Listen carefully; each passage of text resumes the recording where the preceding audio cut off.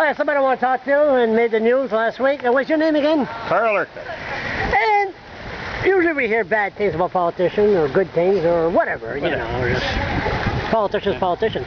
A lot of promises, lots of announcements. But you announced a couple of days ago you're going to do something different. Yep. I've had a little journey in my life that wasn't in politics and it's not in anything else, but it's to donate a kidney. And why is that now?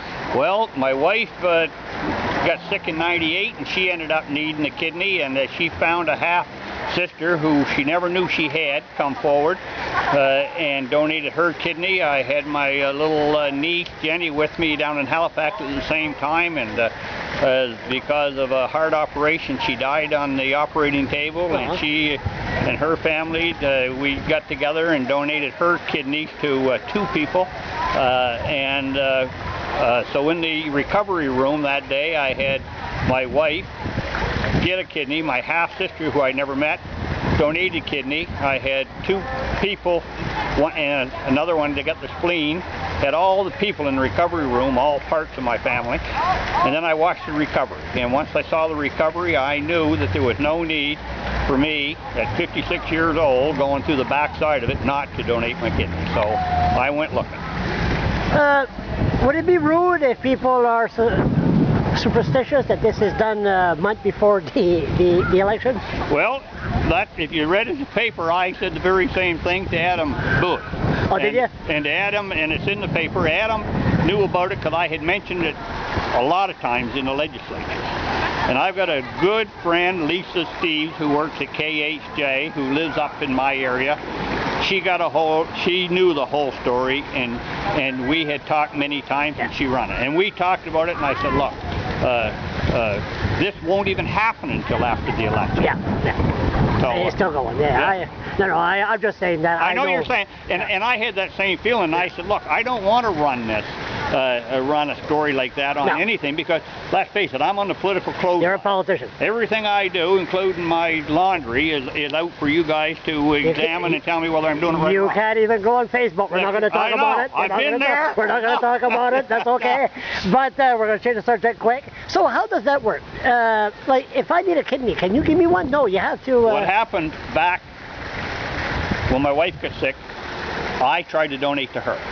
Her and I have 3 kids, but our blood don't match, so that didn't work. So while we were down there, her brother Marty, he needed a kidney at the time, so we went and got tested again.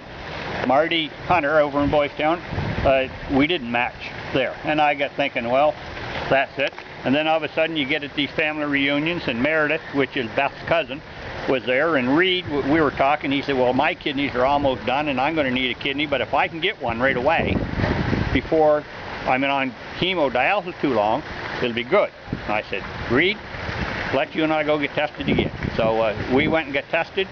It came back a match, and they said, I figured it had been done by now. It's been a year, and they've got to get him ready. I've gone through every test. But at the time I'm done, they'll know if there's anything wrong with me in any way, shape, or form.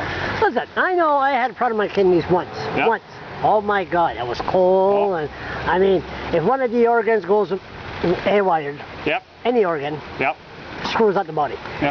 Now what the hell was I going to say? Oh yeah, how come people got to travel to St. John to get a kidney, dialysis? Yeah, I mean, a lot of people, now they have one in Fredericton, right? Yeah, well, they have in Fredericton and Waterville, St. Stephen. How come it took so long? Well, money? Money, not so much. Honestly, it isn't. Because the only people that travel are hemodialysis, which is the blood. And the blood has to be taken out of the body, cleaned, and back. And that is something that Beth had peritoneal dialysis. We did all our dialysis at home. We never had to travel. It's to put the fluid in and take it out. But if you're hemodialysis, we have just got to the point now that the machine is big enough that they can bring it and transport it. But before that, when you were hooked up to the hemodialysis, it was a big machinery.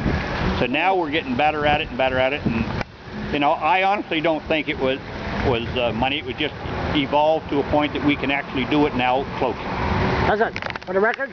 Oops. Good one. Good work. Thanks a lot, Carl. Thank you.